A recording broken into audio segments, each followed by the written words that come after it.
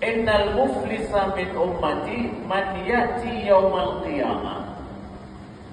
Orang yang bangkrut daripada umatku itu adalah yang datang nanti pada hari kiamat bisolatin wa siyamin wa zakatin, yaitu hamba ataupun umatku yang datang pada hari kiamat dengan solatnya, dengan puasanya, dengan zakatnya.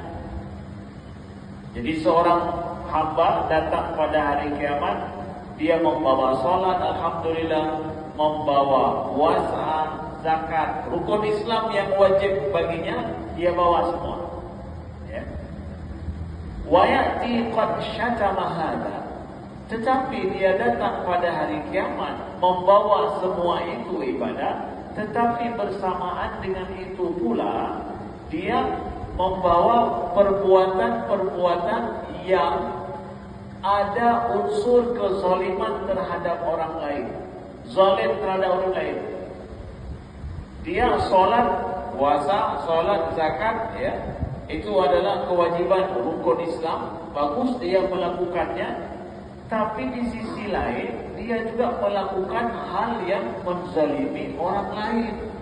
Apa yang dia lakukan? Syatama hadza. Dia telah syatam. Syatam itu adalah apa? Mencela, ya, gesebdom, ya, wa qadafa hadza, ya, telah memfitnah orang lain. Jadi bersamaan dengan itu dia telah melakukan gesebdom, ya, mencela, memaki orang lain, ya. Kemudian juga dia memfitnah orang lain, mengucapkan atau menuduh orang lain dengan perkataan yang tidak benar. Wa akala mala hadza, dan dia makan harta orang lain, ya. Wa safaka dama hadza, dan dia juga membunuh orang lain, ya. Wa daraba hadza, dan dia memukul orang lain. Telah memukul si fulan, membunuh si fulan, memaki si fulan, memfitnah si fulan. Bayangkan itu. Itu contoh-contoh yang disebutkan oleh Nabi sallallahu alaihi wasallam yang perbuatan tersebut ada hubungannya dosa dengan manusia lain, yang ini masuk di dalam unsur zalim terhadap orang lain. Ya.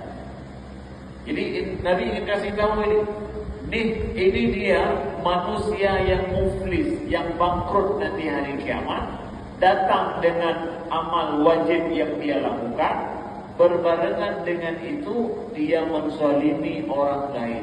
Apa yang terjadi? Ya.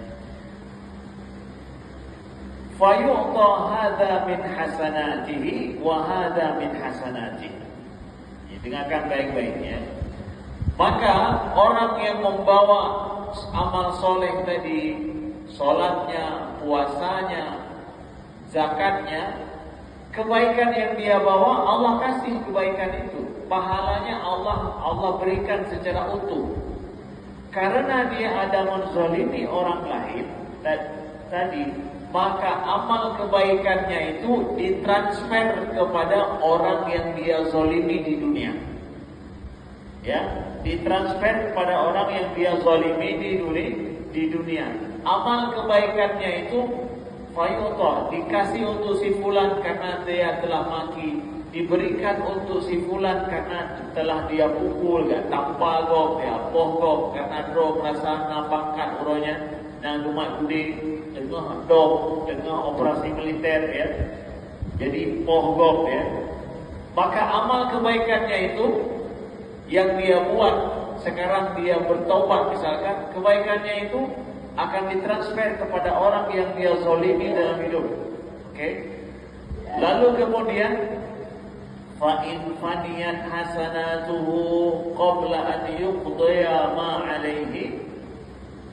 Kalau seandainya amal kebaikannya itu enggak cukup untuk menebus dosanya dengan orang lain itu, bagaimana?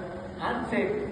Jadi dia banyak amal kebaikannya. Setelah dia bertaubat dari itu, ataupun setelah dia lakukan amal kebaikan itu ditransfer kepada orang lain karena dia telah menzalimi orang lain masa dia hidup. Habis itu semua, apa yang terjadi? Dosa orang ini kan ada nih. Dosa orang yang dia zalimi kan ada. Kan dia memaki orang lain, boleh saja orang yang dia maki ada dosanya. Karena amal kebaikan yang pelaku ini sudah habis, ditransfer kepada itu, belum menutupi juga, maka apa yang terjadi? Ukhidha min khatayahu faturihat alaihi. Maka dosa-dosa orang yang dia maki, dia pukul, dia tendang, begitu juga dia fitnah itu, lalu kemudian dosa mereka dilimpahkan kepada si pelaku ini. Desya orang lain yang ganyan fitnah, ganyan zalimi, itu dosa itu dilimpahkan kepada si pelaku ini. Maka kebaikannya habis, dosanya bertambah.